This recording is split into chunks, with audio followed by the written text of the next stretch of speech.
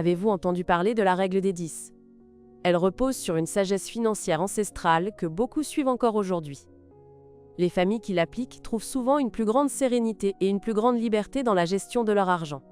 Voici comment cela fonctionne. Chaque fois que Dieu vous accorde un revenu, vos premiers versements sont consacrés aux 3 dizaines. La première dizaine représente 10% de vos revenus pour la dîme. C'est un acte de loyauté, de fidélité et de gratitude. La reconnaissance que tout ce que vous possédez vient de Dieu et que ces 10% lui appartiennent déjà. La deuxième dizaine représente 10% des offrandes. Aujourd'hui encore, certaines personnes choisissent de donner 10% en offrande de promesse.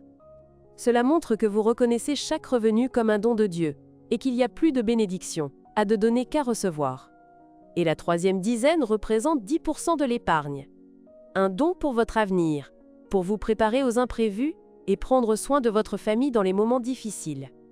La Bible encourage une épargne sage, gage d'une gestion fidèle de nos biens. Dans Malachie 3, Dieu nous invite à le mettre à l'épreuve en lui rendant fidèlement la dîme de 10% et en faisant des offrandes de promesses. La véritable liberté financière ne s'acquiert pas en dépensant plus, mais en plaçant Dieu au premier plan, en donnant généreusement, en épargnant avec sagesse et en dépensant avec précaution.